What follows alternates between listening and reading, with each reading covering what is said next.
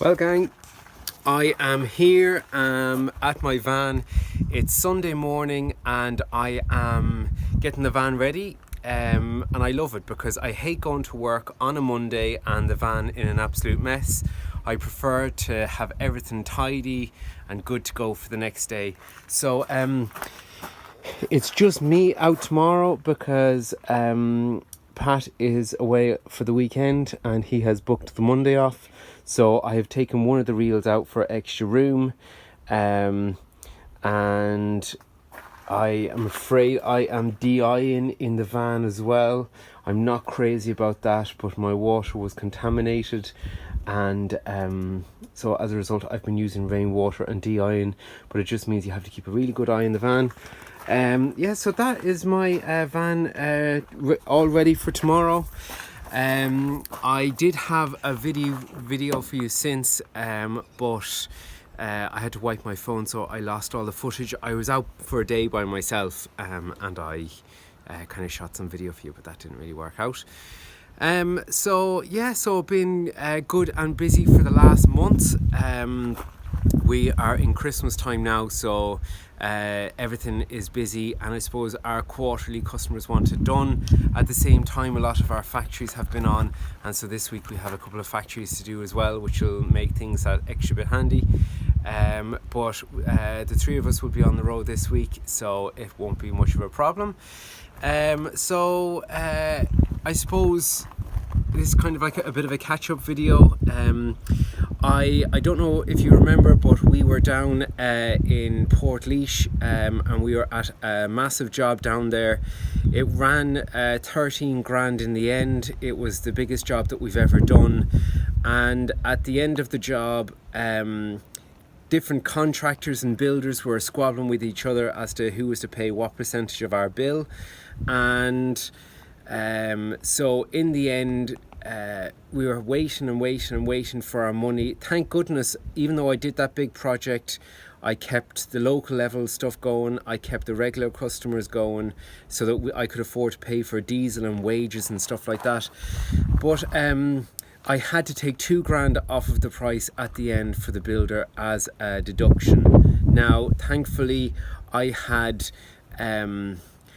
already put a little bit of a buffer in because I knew that come the end that there might be a bit of trouble.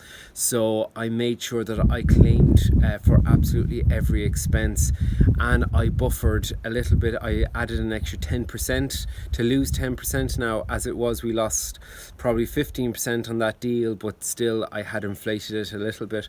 But it's really tricky on those big jobs. And to be honest, I don't know that I'm necessarily going to be doing those big jobs going forward into the future, because I'm just not sure if it's worth it. Now, I suppose a lot of it was inside jobs, and so it kind of wasn't too bad that way. There was really wet days that we used that to go down and work away inside, so that was really handy. But it really wasn't. I suppose when it comes to cash, and cash is the most important thing. We were owed 10 grand off them there at the very end, and now we're finally sorted and everything is good. But still, being owed 10 grand, it's far better to be in your pocket. And there just seems to be that sort of hassle when it comes to big jobs. And myself and Harry have the opportunity to tender for a big job going on in the county that would be 2 to 3 days per week for a crew of 4 people. A big contract, but I'm not going to go in for it, and merely because it's really not worth it. When you work out the stress and being owed serious money for months and months and stuff like that, I suppose it really comes down to knowing yourself at the end of the day. And my strategy for this year of upping our prices, upping productivity and stuff like that has worked really well. We got the carpet machine this year. We got that again because we needed it for that builder's job, and that's worked out really well. That we've picked and choose some industrial and commercial carpets to do, and that's gone really well for us. And then there's been a few private regular customers of ours that have asked us to do a few carpets, so on wet days we've made really good money on that as well. So the carpet cleaning marketing seems to have gone really well for us this year. I suppose it's me doing it myself, being extra careful, and I suppose learning as you go along. The gutter vac is another fantastic thing, and I suppose when something is working for us, we then put it up on Facebook. So using the gutter vac on commercial stuff, on private stuff, has been a godsend, and it's been safe, and again it's been really profitable for us.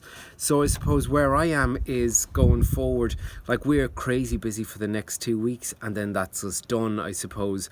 But in the new year going forward, you know, we love some of our more commercial and industrial factories have become even more regular this year.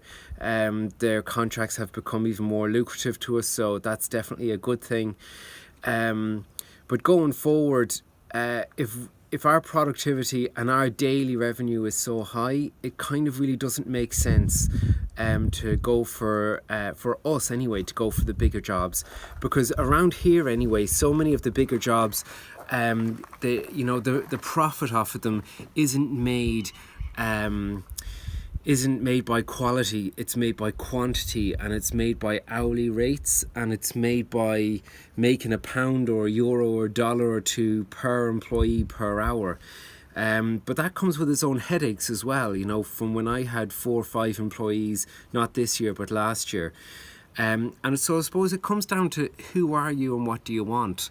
And I don't want, you know, 3 vans on the road and loads of organising and loads of stress and stuff going wrong, because stuff does go wrong, and managing teams and stuff like that. Like, I really don't think that I'm that kind of character.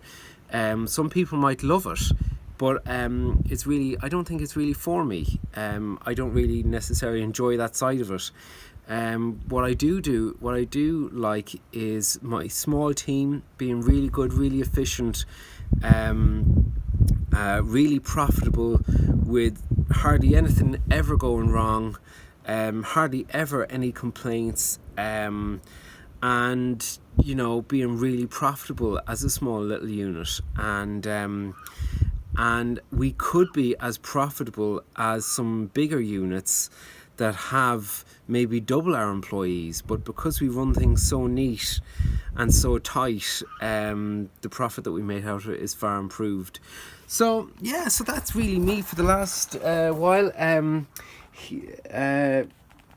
Just, I suppose that's where I am.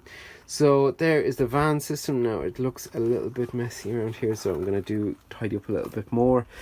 Just there is my DA components. There is an SLX 35 with a Gardner soft brush on the end of it. Behind the tank there's another SLX and a CLX.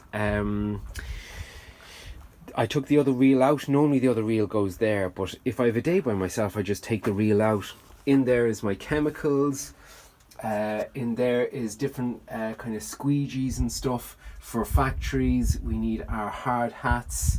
There is my Cage 650 tank. Yeah, so it's a very basic DIY setup. Next time round I might treat myself for a bit of something else. Maybe a built-in system by one of the teams. Maybe if I get a new van, not in 19, maybe 20, I might get it fully kitted out, but I'll see what happens. So I hope you guys are keeping well. Thanks for all the new subscribers, and thank you to everyone that comments and likes the video. Who are you and where do you want to go, and how much stress or how much hands-on work do you want to do? Because I like being hands-on, but at the same time I'd never go back to not having employees, because it's so necessary for my business. So alright guys, thanks for watching.